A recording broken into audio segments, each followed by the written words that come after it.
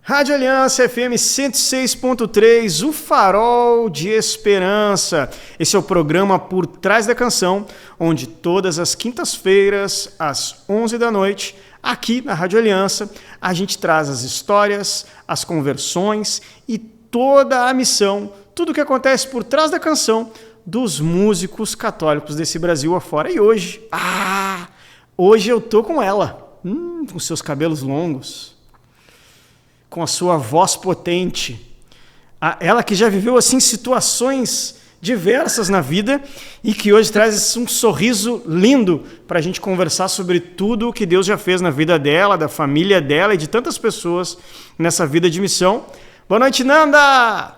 Boa noite, que alegria estar com vocês. Nossa, tava esperando já, tava ansiosa. Maravilha, tu tá falando de onde agora, Nanda? De casa? Tô em casa, tô no meu escritório pessoal. Agora eu tô residindo em Hortolândia, em São Paulo, né, do ladinho de Campinas, uma cidadezinha pequenininha. Faz uns 3 anos mais ou menos que eu tô por aqui. Mas quem me conhece sabe que eu sou sul-mato-grossense, lá de Campo Grande. Maravilha, lá em Mato Grosso tem bastante gaúcho. Tem, meu marido inclusive é filho de gaúcho. Olha aí, bastante churrasco, né? Oba! Eita, bastante lida de campo. E aqui a gente tem uma camiseta que tem Bá, mas é um Bá com um H só, um risquinho dizendo interjeição. Um Bá com 2H já significa outra coisa, com 3H, com 4H, porque a gente usa Bá para diversos significados, né? Mas tirando a vírgula, é um prazer estar contigo.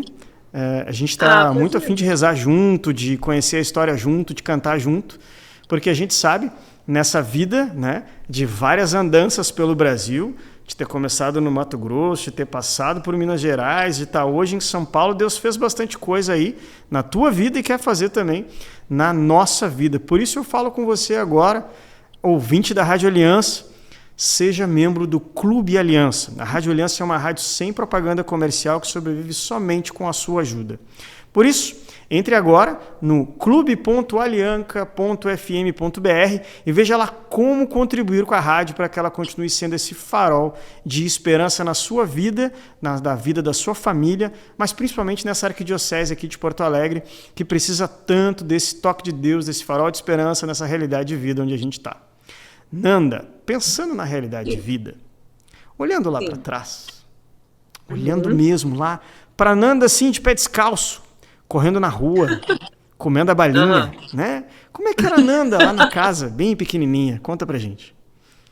Nossa, lembrar da minha infância, né, fazer memória disso, lembrar de muitas memórias afetivas que me dão muita saudade da minha família, né? Hoje, por morar longe da minha mãe, principalmente, né, que hoje ainda reside em Campo Grande, Mato Grosso do Sul, me faz me lembrar de muitas coisas, assim, primordiais da vida, né, que a gente leva para a história, assim, né, de estar com os meus primos, com os meus avós. A minha família, por parte de mãe, é muito grande, né, são 12 irmãos, e na época, quando eu nasci, eu sou filha da mais nova dos 12, a matriarca, que era a minha avó, ainda era viva, e a gente sempre estava juntos em família. Então eu sempre lembro de ter muita gente, e eu sou muito grande, para quem me conhece, só que não, né?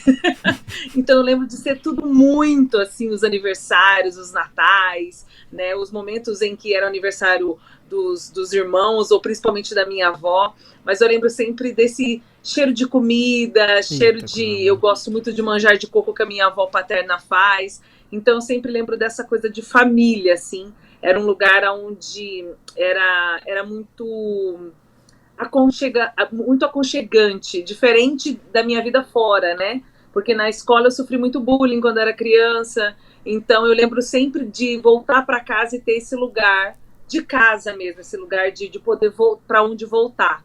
Né, diferente de quando eu estava na escola, que não era muito legal tudo que acontecia, mas que me fez ter uma bagagem e ser quem eu sou hoje, né?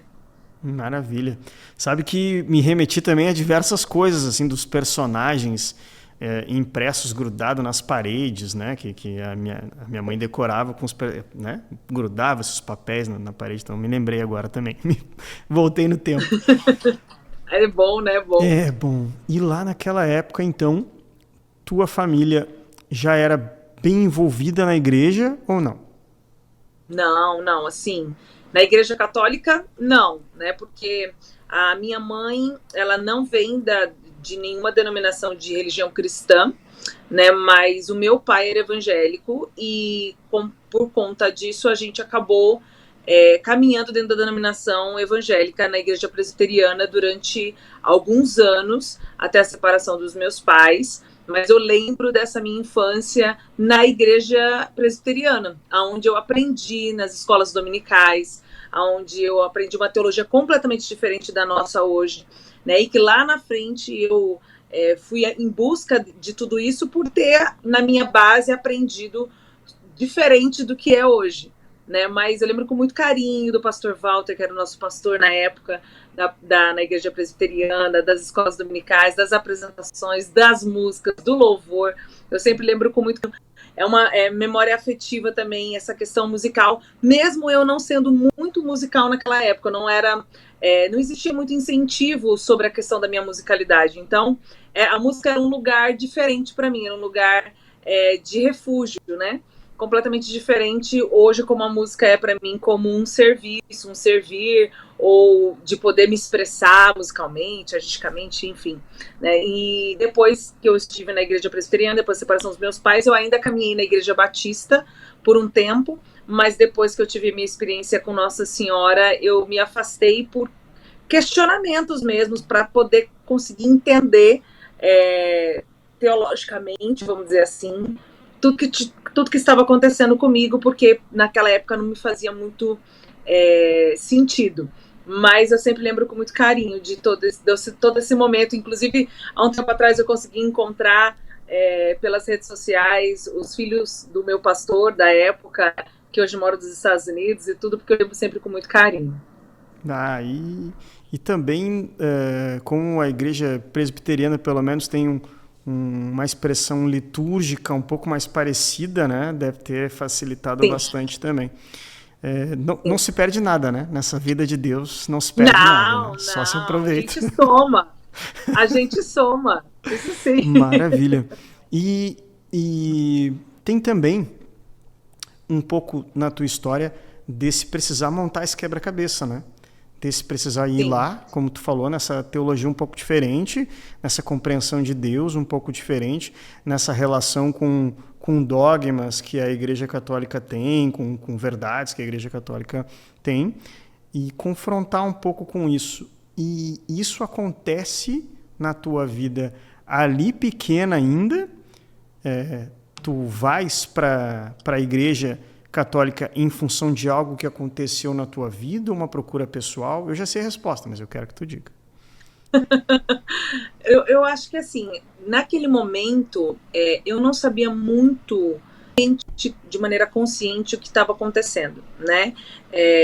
Tanto a questão da minha fase de depressão por conta da separação dos meus pais, a experiência com que eu tive com Nossa Senhora naquele momento, né, que foi uma tentativa de suicídio, e tudo aquilo eram muitas informações para uma menina muito nova, de 12 anos de idade. Então eu só fui buscar conhecimento sobre a questão mesmo de teológica, documentos e tudo mais, já aos 17 para 18 anos, quando eu começo uma caminhada através da renovação carismática para a Igreja Católica, que de certa forma era o que mais parecia com aquilo que eu vivenciava na igreja evangélica. Então eu acho que Jesus ali me dá uma brecha, abre uma brecha para que eu possa, de certa forma, com essa afetividade, né, essa memória afetiva, eu consiga fazer essa ligação, e aí sim começar a conversar com alguns padres, conversar principalmente com um padre que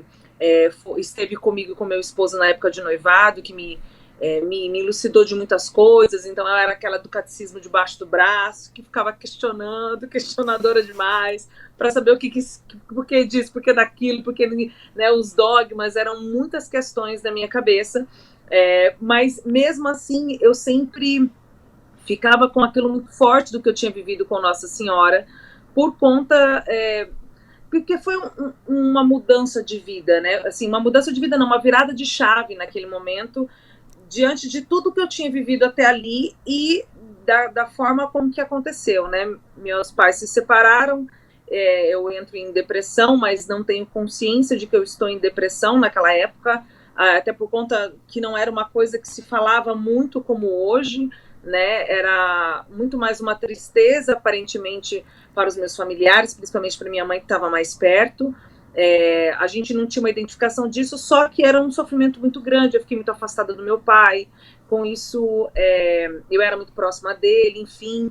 Então todas essas coisas me levaram a um ápice de muita tristeza, e sucumbiu a esse desejo infelizmente, de suicídio, né? E no dia da tentativa do suicídio, que foi essa experiência que eu tive com Nossa Senhora, a minha mãe, pela misericórdia de Deus, chegou mais cedo em casa, e eu estava já com a faca em punho mesmo, para poder, porque eu tinha planejado, né, o suicídio, para poder tirar a minha vida. E naquele dia, por algum acaso, porque meus pais se separaram e a minha mãe foi muito acolhida pela renovação. Olha como as coisas de Deus, né? Porque depois eu vou ser acolhida pela renovação lá na frente, mas minha mãe foi muito acolhida pela renovação, ela ficou muito, infelizmente, devido ao que aconteceu, minha mãe ficou muito abalada, e o psicólogo da minha mãe na época disse para minha mãe que ia ser muito bom ela ter uma condução espiritual também junto com ela, né? E aí ela foi abraçada pela renovação, começou a rezar o terço com a minha tia, que hoje é minha madrinha de casamento, e naquele dia ela me chamou para rezar o terço. Então, assim, pensando nisso, não tem lógica nenhuma, sabe? Não faz sentido nenhum, nada, assim, porque eu acho que as coisas de Deus, elas são para serem vividas e não para a gente ficar tentando entender. Até hoje eu tento entender tudo isso que aconteceu, desde o meu início lá, da minha história lá atrás, até esse momento chave, né, que eu falo que foi um momento onde deu uma virada na minha cabeça diante de tudo que eu tinha vivido teologicamente até ali. E quando eu aceito esse convite para ir para casa dessa minha tia, que teve a oração do terço, acredito que era, eu sempre falo isso, né, que eu hoje tendo consciência de como funciona a minha igreja, né, mas por ter um padre lá, e a gente sabe como os nossos sacerdotes são ocupados, então com certeza era tipo o fim da novena, né, porque não faria sentido nenhum ele estar caminhando com aquelas senhoras devido aos serviços que os nossos sacerdotes têm e quantidade pequena que nós sabemos às vezes de comunidades e paróquias, né. E ele estava lá, o padre, teve um sorteio, a minha mãe pediu para eu fazer. Eu quando conto essa história, para mim não faz sentido nenhum. Parece uma conversa de louco, gente louca, assim, né? Aí eu ponho num lugar místico para poder fazer algum sentido. Mas é um ótimo lugar. Mas para poder conseguir compreender tudo isso, assim. E aí a minha mãe pede para eu participar do sorteio. Eu não participei da novena, eu não fazia a mínima noção do que estava acontecendo ali. Conhecia um pouco a Igreja Católica pelas minhas primas que frequentavam a igreja, mas muito distante, assim, a realidade para mim. E aí naquele dia teve o sorteio, o padre sorteou o meu nome e eu ganhei um terço de Nossa Senhora de Fátima, a qual sou devota até hoje. E ele me entregou o terço nas minhas mãos e disse: minha filha, você precisa rezar muito. E o que mais ficou impactado em mim foi isso: minha filha, você precisa rezar muito. E eu voltei para casa e comecei a rezar escondido, porque eu achava que eu estava fazendo uma coisa muito errada, assim, Sim, né?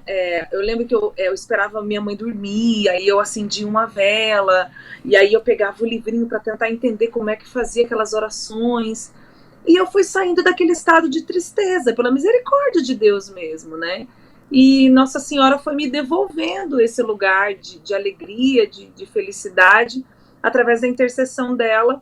Mas isso perdurou durante muito tempo, 12, 13, 14, 15, 16, até eu ter realmente um momento com a renovação. Então ficou um buraco ali, né, um espaço-tempo de uma vivência de às vezes não entender muito teologicamente tudo, mas eu guardava aquilo com muito carinho no meu coração, mesmo algumas pessoas da minha família não entendendo.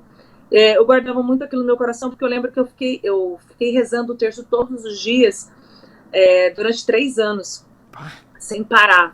E aquilo foi o que me fez voltar a alegria de viver naquele instante, né? E a gente Lógico que depois eu tive que resolver meus BO, né? A gente imagina o fruto positivo que a igreja ganha com a galera que acorda às 4 da manhã, que já passa de 1 milhão e poucos aí com o Frei Gilson. E exatamente. Imagina o fruto de rezar não só 40 dias, mas 3 anos, todos os dias, né? E quando eu escuto um pouco da tua história, eu me lembro de um filme que não tem nada a ver com o que a gente está falando aqui, mas me lembro do filme do Benjamin Button, que tem uma cena sim. onde a menina está saindo da apresentação dela de dança e ela era para ela ter saído já, mas alguém prende ela porque quer conversar um pouco. Daí outra pessoa faz outra coisa. E aí ela acaba saindo distraída bem na hora que o carro passa e atropela ela. E ela quebra uma perna e para de dançar durante um tempo. E a cena toda se transcorre de um narrador, que é o Benjamin Button, ali dizendo, parece que as coisas acontecem do nada, mas uma coisa influencia na outra e tal.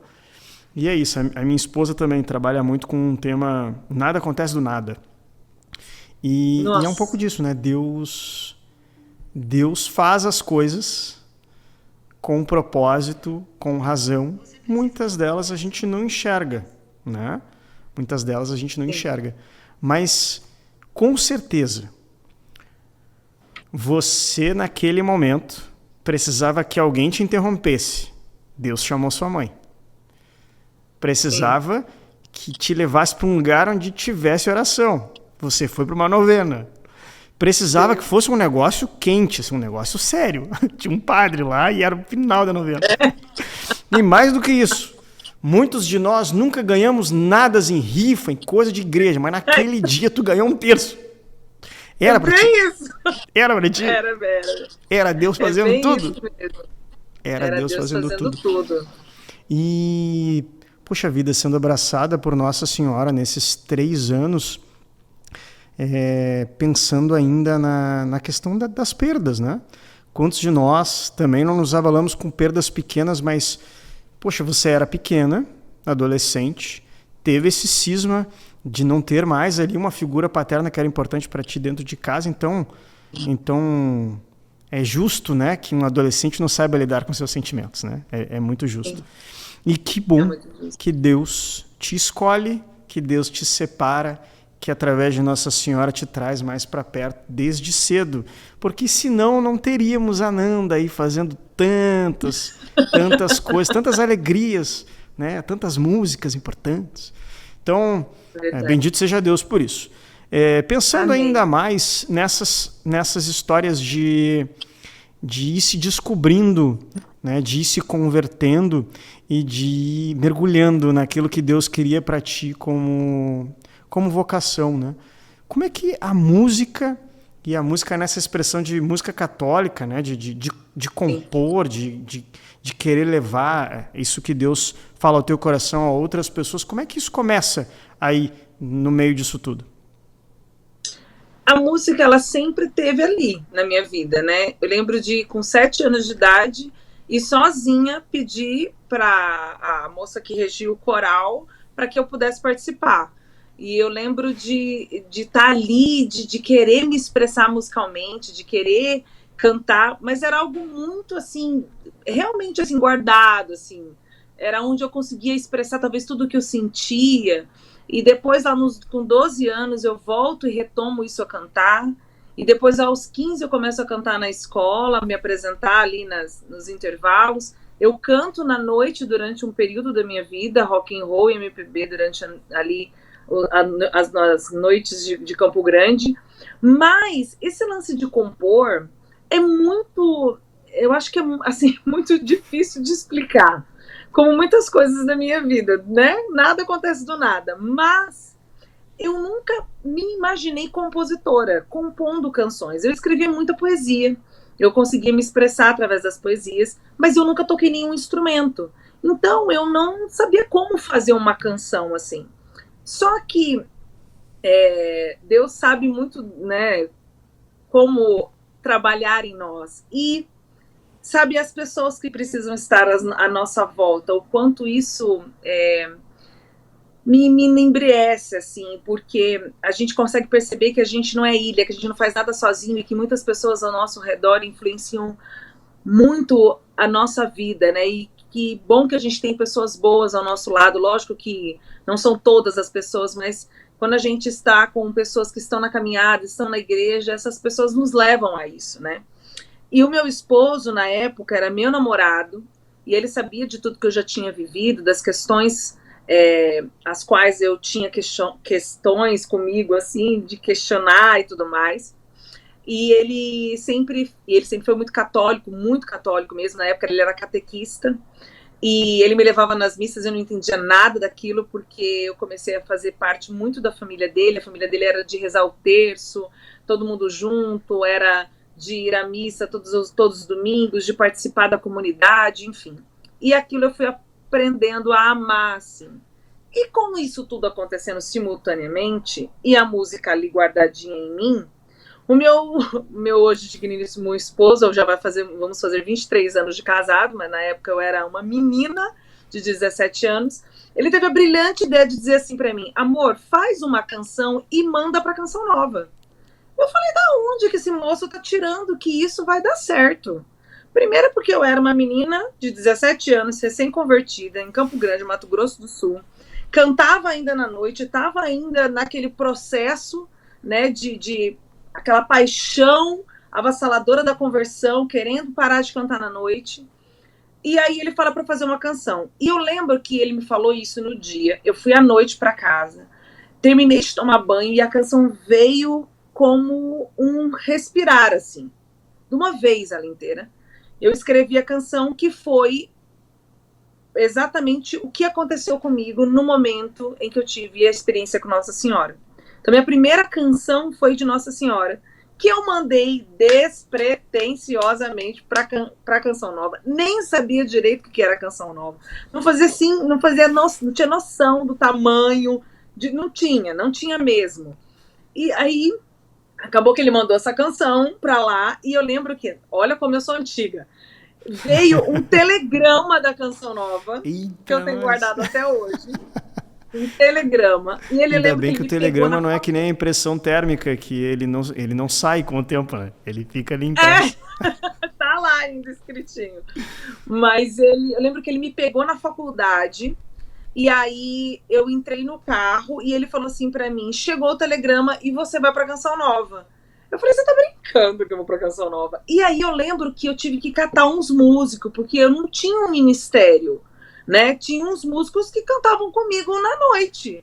Então alguns deles foram comigo pra lá, e foi muito, assim, diferente o que aconteceu, porque eu nunca tinha visto tanto católico junto na minha vida.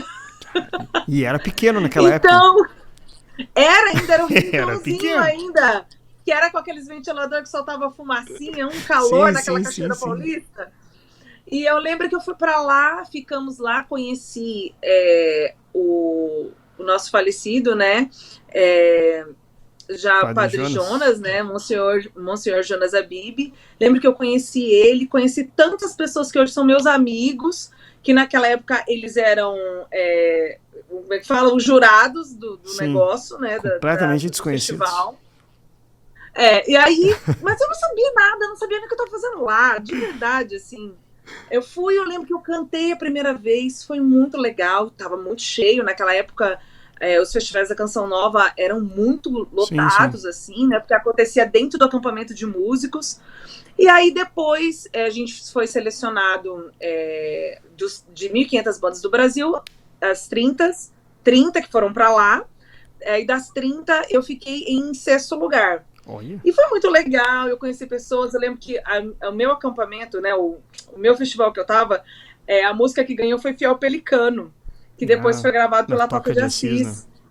Né? E aí eu lembro que eu desci, mas tudo isso me impactou. Não foi o palco, não foi aquele momento de estar cantando ali, não foi aquela importância, mas essas coisas que, como você disse, que a sua esposa maravilhosa explica, nada acontece do nada, né? Porque quando eu cantei na primeira noite, eu desci do palco, que é aquele que a gente desce do palco do rincão por trás, e uma menininha com a idade mais ou menos 12 anos, que foi a idade que eu tentei suicídio, me abraçou pela cintura, olhou nos meus olhos e disse: a sua música tocou meu coração. E naquele momento eu decidi, eu vou fazer isso pro resto da vida. É isso que eu quero fazer. Porque eu me vi naquela menina, eu falei, e se outras pessoas não forem resgatadas como eu fui? Que não foi naquele terço daquelas senhorinhas que insistem em rezar o terço, que eu sou apaixonada por elas, que a gente às vezes olha e fala assim, nossa, esse serviço não vai dar em nada. Esse servir aqui dessas senhorinhas de casa em casa, cara, aquilo salvou a minha vida. Se eu puder salvar a vida de alguém com alguma canção que eu faça e que eu possa usar desse dom que Deus me deu, que ficou tantos anos guardado em meio sem saber para que utilizá-lo, porque eu nunca quis ser famosa e gravar CD, nunca pensei nessas coisas. Quando eu atribuo isso a Deus, eu percebo que aquele lance que a gente fala, que Deus sonhou com a gente antes mesmo da gente pensar em qualquer coisa, sabe? Antes mesmo da gente imaginar, fazer planos e enfim. Então, quando eu lembro dessa história, me impacta muito, porque realmente é como se eu tivesse ouvido a voz de Deus naquela menininha. E aí eu voltei atordoada da Canção Nova. Aí eu não quis mais cantar na noite. Aí eu lembro que eu rezava para Deus, que rezando um mês para Deus me dar um ministério, porque eu não sabia para onde eu ia. Eu queria cantar na missa, mas não tinha banda, eu não tocava nada, e eu não sabia como fazia. Como é que eu faço? E aí Deus me deu irmãos maravilhosos, que eu tenho amizade até hoje, que foi a minha primeira banda, né, meu primeiro ministério, que depois virou uma banda de rock cristão, que foi a banda Rastro, e que depois dessa banda surgiu a Nanda. Então, tudo isso foi acontecendo muito rápido. Foi assim, de 17 para 23, que foi desde o momento em que eu começo meu processo de conversão, vou para a Canção Nova, tudo isso acontece, e começo a orientação espiritual com a minha orientadora falecida Arlene. Tudo isso vai acontecendo com 23 anos, 22 para 23, eu já estou fazendo participação na gravação do DVD do Diego Fernandes. Na outro ano eu já estou lançando meu CD, já estou ganhando prêmio e já começo assim. Eita, que foi um foi furacão, tudo né? muito rápido. Foi um furacão. Foi Mas deixa um eu voltar furacão. um passinho só. Que eu acho que esse desculpa. assunto é bom. Toma uma aguinha aí, não tem problema. Mas é bom, a gente é humano, né? E por trás da canção é isso que acontece mesmo, né? Quando a gente senta, vive aquilo que Deus está nos chamando e põe muitas vezes na letra e tal, os sentimentos vêm, né? Então é bom que o pessoal entenda que nós somos nós, né? Não tem robô aqui. Não. Não é IA. Não é IA. Mas vou voltar esse passinho no... Tchê, vamos pensar o seguinte. Lá atrás, Poxa, isso é quanto tempo atrás, Nanda? Tá beirando aí uns... Se tu tava em 2023, nós estamos com 3 anos atrás, é isso? Não. 2003, tu falou? Eu tinha... Quando tudo aconteceu... De 17, Que ano era esse que tu foi no festival? Eu não lembro, eu acho que era 2003, porque eu tava noiva já, então eu casei em 2003, eu lembro que foi no meio do ano, e eu tô com 40 anos hoje, então foi em 2003, eu acredito. É que vocês pintam o cabelo, a gente não consegue esconder muito. Eu não pinto o cabelo, não! Ainda não tô pintando o cabelo. Mas eu quero voltar na casinha do seguinte, não tinha mulher fazendo rock. Quase que Naquela não tinha época, mulher. não. Bom, na cena católica, nem pensar. Na cena... Eu acho que somente o Beatrix, que na época tinha a Aura Liris, que Sim. era a única voz feminina dentro do rock, assim, no universo música Sim. católica, né? E é isso que eu falo, assim. Mas com vozes masculinas haviam vários. Né? Sim. Então, igual, era começar numa corrente que... não estava a favor, assim, né? Não era alguma coisa natural, né? Irmão, vamos ser realistas. Eu não sabia o que eu estava fazendo. Se eu fosse parar para pensar, vamos fazer essa loucura de... Vamos fazer um rock católico? Nunca vi. Hoje, com 40 anos, eu falo, menina, presta atenção. Não tinha nenhum ser humano com discernimento para dizer assim, que loucura é essa que você vai fazer agora? E por várias vezes eu confesso para você que eu perguntei para Deus se era essa loucura que eu tinha que fazer. Eu lembro que eu fui no festival do Ralhau de Franca. E eu lembro que eu falava, Senhor, me dá uma resposta, se é isso mesmo, se eu não tô louca, se não é coisa da minha cabeça. E ele me dava as respostas mesmo, e as coisas foram acontecendo muito naturalmente. Hoje eu me essa é a prova de Deus, né? Foi acontecendo natural, é porque Deus queria, tá tudo certo.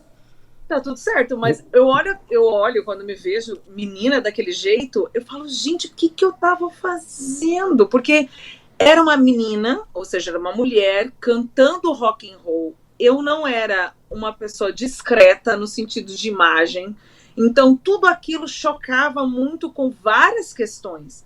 Mas como eu sabia que era de verdade, era do coração, eu sabia que Deus tinha me feito um chamado. Eu hoje olhando, parece loucura tudo aquilo que eu fiz, mas naquela época fazia todo sentido para mim.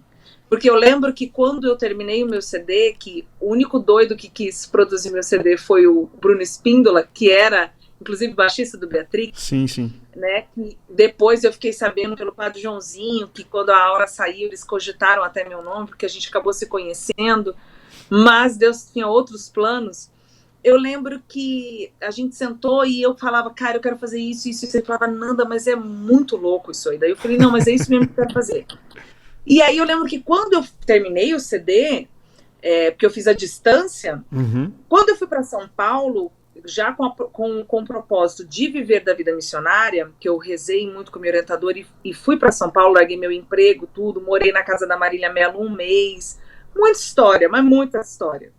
Quando eu lanço o meu CD, eu não tinha ainda gravadora naquela época.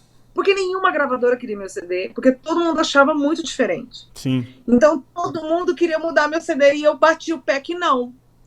Hoje eu não... Olha como é, né? Hoje eu acho que eu ia pensar. Mas naquela época eu falava, não vou mudar.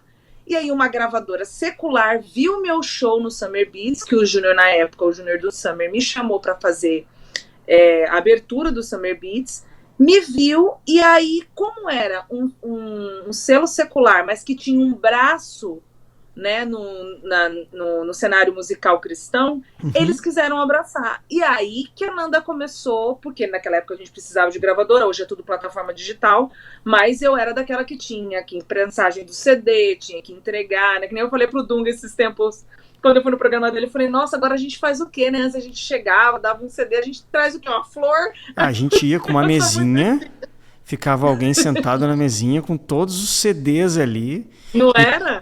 E quando terminava, a gente ainda tentava encomendar, né? Pra ver se a pessoa deixava algum dado ali pra gente mandar depois. Com umas camisetinhas. Exatamente. E tal, tudo pra tentar dar alguma graninha ali. Não é? Pra poder sustentar. Mas toda vez que eu me lembro de ti, eu me lembro da primeira vez que eu te vi, na verdade.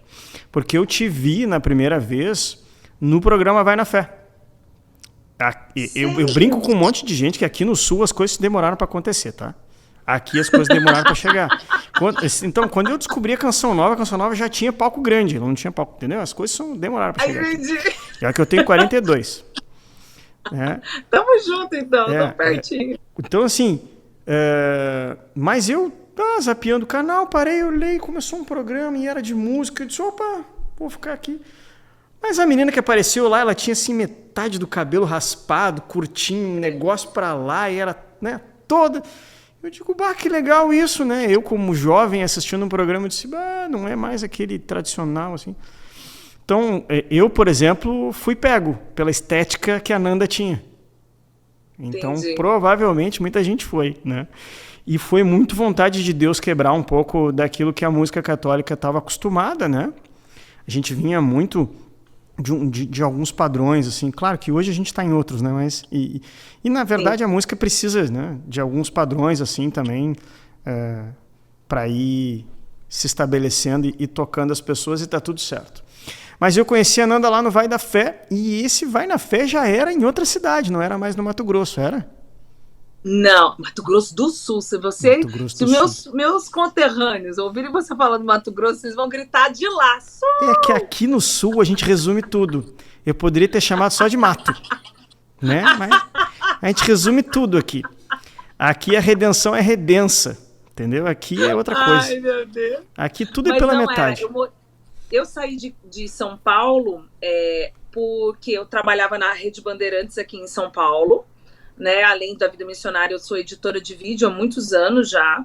E aí, o padre Alexandre, que muitas pessoas conhecem por conta da doutora Filó, que era lá de Belo Horizonte, tinha uma produtora de vídeo e uma grande amiga minha, que até hoje né, inclusive está num dos meus projetos, a Lucimari Nascimento, também sempre trabalhou com vídeo, e me convidou para ir para lá, para Belo Horizonte.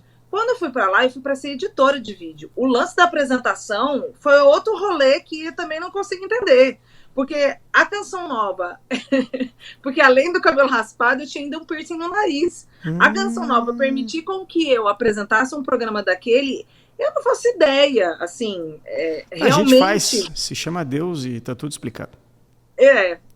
Porque a gente, lógico, depois a gente vai caminhando, a gente vai conhecendo, né, os receios naturais que acontecem, né, na questão de isso aqui não pode, isso aqui pode e tudo mais. E foi tudo muito natural, como aconteceu. Eu fiquei apresentando o programa na Canção Nova uns 3 anos seguidos. A gente teve várias temporadas, e aí depois eu engravidei e não pude mais fazer o programa. Fato bom, fato saí, bom. Que eu acho que eu estendi a minha juventude, entendeu? Como eu demorei muito tempo para engravidar, a minha juventude foi um pouco estendida. Então, eu apresentei programa até o Vai na Fé, que teve o Vitrola na Fé, que a gente fez dentro da Canção Nova. Que foi muito que bom. A gente fazia umas palco, batalhas. Né? Era muito legal. Foi muito legal. Um programa maravilhoso, sabia? Eu amava fazer. Dava um trabalho para fazer, porque eu não sabia nem como apresentava. E quando me chamaram para apresentar, foi um desafio muito bacana de ser feito. Eu gosto muito até hoje de apresentar, de falar. Nós tinha que fazer um remake. Nós tinha que pedir para a Canção Nova passar todos os programas de novo. Sem mudar, passar legal. Todo mundo novinho, assim. Nossa, eu estava muito novinha, bem diferente de hoje. E tem muita gente que, hoje, né, depois eu fiquei um tempo afastado da vida ministerial, depois quando eu voltei, quando eu vou nos eventos, o pessoal fica me lembrando, eu conheço você. Aí eu falo, será que você não conhece a menininha do cabelo raspado? É você, menina! Então, muita gente me chamava da menininha do cabelo raspado. Então, ficou ali, né, a imagem. Mas aí, teve esse programa e a gente chegou num ponto importante, que a sua vida ela foi vivendo uma transição, né? De Mato Grosso do Sul para Belo Horizonte. É isso? São Paulo, depois Belo Horizonte. Belo Horizonte. E lá em Belo Horizonte teve um momento importante na tua vida, então, que depois de muito tempo, é isso? Foi. Depois de muito tempo, são 12 anos, estou enganado? 12 anos. São 12 anos, onde você sentiu na vontade de Deus o desejo de gerar filhos, como todo casal, né? E foram buscando. E tem uma história linda.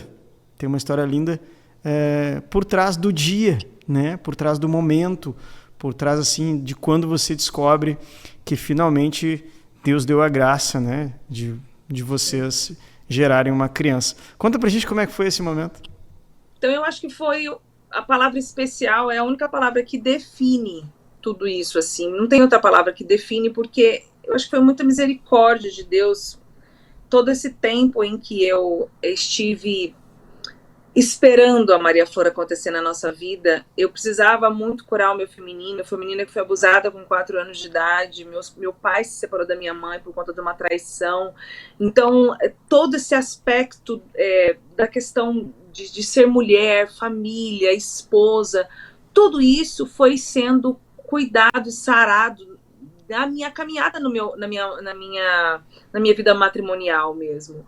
Eu tive muitos altos e baixos com meu esposo por conta de todas essas feridas que me acompanharam, né? Eu tive que perdoar meu pai depois de 10 anos sem falar com ele, e de fazer esse movimento interno mesmo de mudança de vida. Então, Maria Flor não podia nascer nesse cenário. O Senhor, ele sabia muito bem o que ele estava fazendo, né? Ele sabe muito bem o que ele faz, muito mais do que a gente. Então, imatura era eu de querer ser mãe no momento onde eu não podia ser mãe da Maria Flor, né? Então, quando a gente tem essa espera de 12 anos, é uma espera que durante essa espera teve vários momentos em que eu achei que eu ia engravidar, onde eu achei que eu não ia engravidar mais, onde pessoas quiseram se intrometer nas nossas vidas, onde era muito dolorido ouvir das pessoas que eu precisava buscar um tratamento, que o Adriano precisava buscar um tratamento, que a gente tinha que adotar uma criança, que as pessoas queriam resolver por nós um problema que era nosso, né? Mas que existe, não exige, mas existe isso, né? De por que não engravida? Aquele questionamento da família, e Sim. tá tudo bem. Mas viver isso é às vezes muito dolorido, né? Para uma mulher, é muito dolorido. E durante esse período foi um período que eu falo que eu aprendi a saber o que é esperar. Definitivamente. Desacelerou. Esperar. Porque a gente chegou a um ponto onde as pessoas rezavam e falavam, eu vi sua barriga, tá grávida, e que eu falava amém, mas dentro de mim era uma incredulidade muito grande. Eu falava não, eu falei, Deus não quer isso pra mim, tá tudo certo. Eu lembro que a gente já tava, não tinha mais o que viver no nosso relacionamento de crise, já tinha vivido todas as crises possíveis e tudo mais, né? Lógico que faltava alguma coisa naquela família para se sentir família. A gente já estava a ponto de juntar dinheiro para fazer mochilão na Europa, porque a gente não tinha mais o que fazer. Sim, né? Mudou os planos. Mudou os planos. Mas durante esse processo, eu fui sendo muito curada na cidade de Belo Horizonte. Eu tenho muita gratidão por aquele povo. Porque eu acho que foi um lugar onde eu fui muito amada, onde eu consegui buscar uma ajuda psicológica para tratar dessas feridas. E esse caminho foi muito doloroso, mas foi um caminho muito bonito. Eu aprendi, né, como diz Padre Pio, eu aprendi, bendita dor que me fez viver todas essas situações para me aproximar mais de Deus, né? E Maria Flor veio num momento assim que a gente nem esperava, a gente não fazia ideia. E eu sempre pedi para Deus, nas minhas orações, ali no meu quarto, no meu secreto, eu sempre pedi para Deus assim, Senhor, se eu engravidar, eu quero descobrir que eu engravidei. Eu não quero, porque assim, a gente fez tratamentos, então a gente fazia tratamento, sendo bem... uma mulher adulta aqui falando com você, as relações sexuais eram horríveis. Sim. Porque, e falando isso para outras mulheres que podem estar ouvindo, estarem buscando engravidar, é horrível quando você tem que ficar ali programando para conseguir engravidar, ficar nessa pressão. Então, não existia aquele romantismo que a gente fica, né, idealizando na cabeça. E aí, quando eu engravidei da Maria Flor, nós estávamos muito bem, né? E foi um momento onde a gente não esperava, assim, vixe! E eu lembro que eu já atrasava várias vezes, né? Já fiz vários testes, né, de gravidez e nunca foi positivo. Mas o que, antes disso tudo que aconteceu, foi o que eu acho que aí teve o dedo de Deus no sentido de dizer, eu sei o que você está vivendo e tudo que vocês viveram, e isso tem a ver muito mais comigo do que simplesmente eu só querendo engravidar. Porque muito tempo antes, né, eu comecei um tratamento psicológico para que eu pudesse tratar da questão do meu feminino, da questão da minha depressão e tantas outras questões.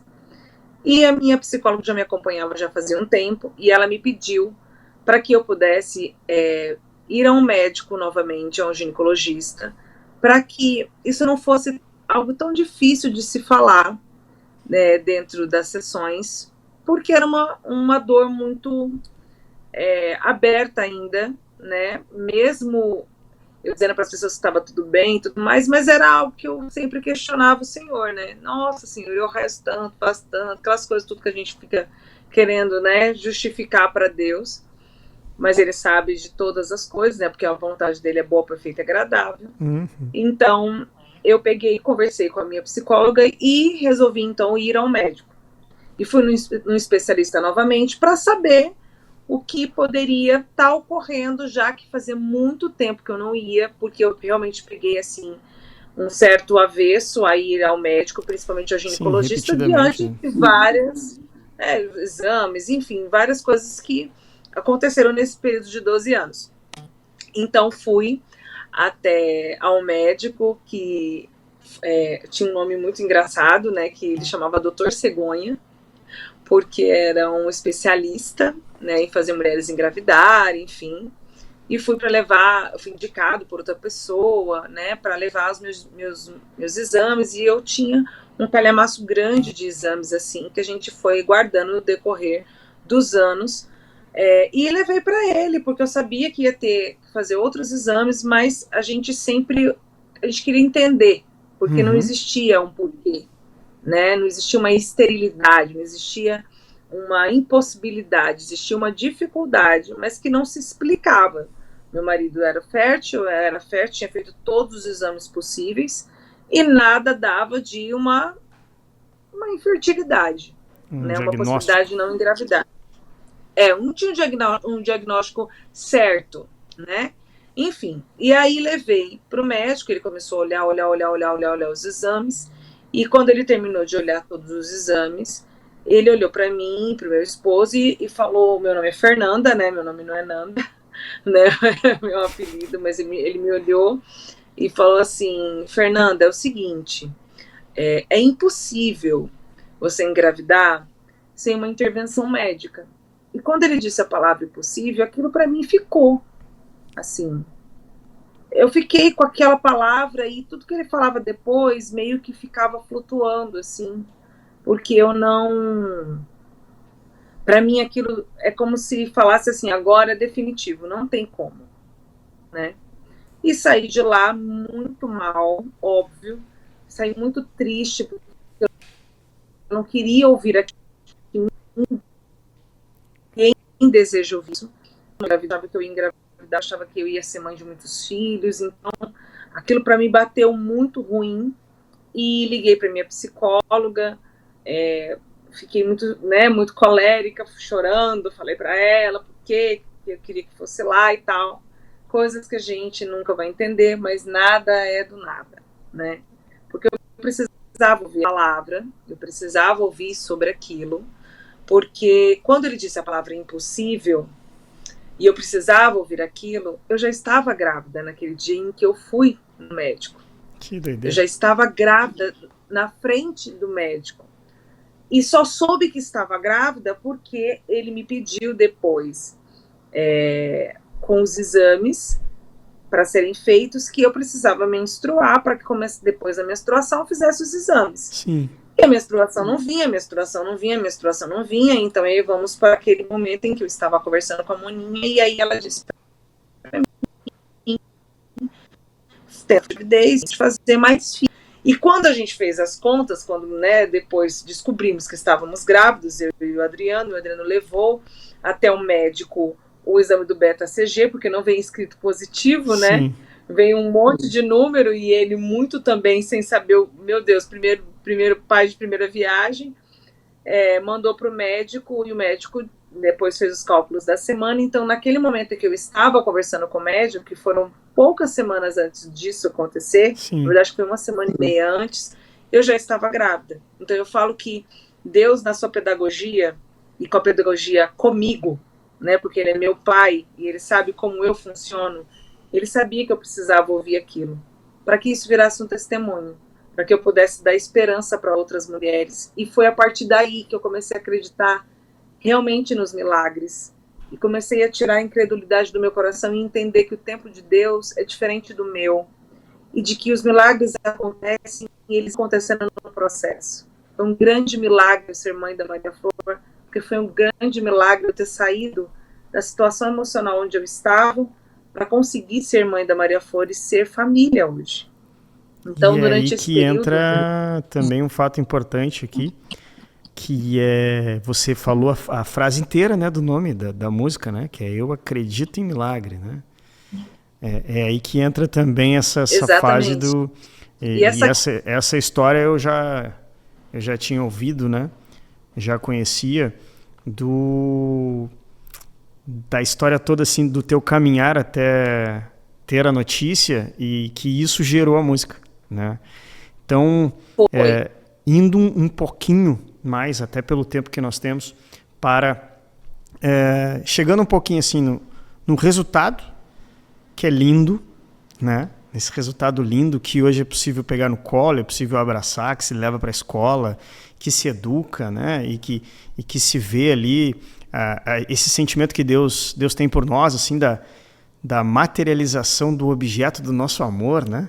Então agora está ali na nossa frente, assim, né? Então Deus tem esse sentimento por nós, né? Ele olha para a gente e diz, puxa, ali está o meu amado. E nós olhamos, né, para a nossa família, para os nossos filhos e temos esse sentimento de ali está o nosso amado. Então, pensando nessa história toda, no fruto dessa canção, né, que representou tanto para ti e para muitas pessoas, eu gostaria de caminhar um pouco nessa nossa conversa para chegar então em como está, em como está a missão, em como está aquilo que Deus tem feito hoje na vida da Nanda, não só como mãe, como esposa, como profissional, né? A música Eu Acredito em Milagres, ela surge exatamente a partir dessa experiência que eu tive, desse tempo de espera da Maria Flor, e que eu voltei a acreditar nos milagres de Deus, não porque aconteceu somente este milagre, mas porque eu acho que todo o processo que eu vivi foi realmente um milagre, diante de tudo, de toda a experiência, até conseguir gerar a Maria Flor e ter esse momento em que eu vivencio o que o médico diz que era impossível engravidar. É como se Deus me fizesse um lembrete que Ele sempre estava ali ouvindo as minhas orações e que para Ele não existe nada impossível. Então eu quis transcrever isso para o papel. Demorou um tempo para eu poder compor a canção, não foi logo depois que eu engravidei, não foi depois do nascimento da Flor, mas foi num momento novo da minha vida ministerial, no momento em que agora eu falo tanto para tantas mulheres, né, nesse projeto novo que eu tenho vivido na minha vida ministerial, direcionado às mulheres, um servir para um ministério de mulheres. E eu senti no coração de poder falar sobre isso, de contar através de canção esse meu testemunho, de as pessoas voltarem a acreditar em milagres, tirarem a incredulidade do coração. Então eu falo muito sobre as tempestades, quando elas vêm, a voz, né, de Jesus que acalma o mar, que mesmo quando a gente não está vendo, que todo esse período em que eu não estive vendo, né, a mão dele, mas ele estava a me guiar o tempo todo, né, e que todas as lágrimas que caíram nas orações, os momentos em que eu vivenciei esse tempo de espera, elas se transformaram em louvor hoje. Então hoje eu posso olhar para aquilo que um dia me disseram que era impossível, né, olhar para minha menina ali, né, abraçar ela e dizer para Deus, não existe nada impossível, porque um homem disse para mim que era impossível, então eu gerei o impossível, né, porque se para os homens é impossível, para Deus, para o meu Deus, para o nosso Deus, nada é impossível. Então a música Acredito em Milagres é isso, né, é saber que o Espírito Santo, ele está agindo sobre as nossas vidas e que Deus escuta as nossas orações sempre, mas que o tempo de Deus não é o nosso tempo. Ele sabe, porque a vontade dele é boa, perfeita e agradável. Puxa vida, que pena que a gente tem tão pouco tempo, né? Seria muito bom a gente poder continuar falando diversas coisas. Ainda tem muitas histórias para a gente conhecer. A gente está apenas aí nesse teu momento de gestação, mas fica aqui o compromisso a gente marcar uma segunda conversa e poder entrar muito mais em como é que foram as situações depois da maternidade, como está a vida e missão da Nanda hoje. Mas antes, Nanda, deixa um recado aí para o pessoal, pelo menos algumas últimas falas, assim, últimos convites ou talvez um chamado para que as pessoas possam acompanhar o teu trabalho em algum lugar.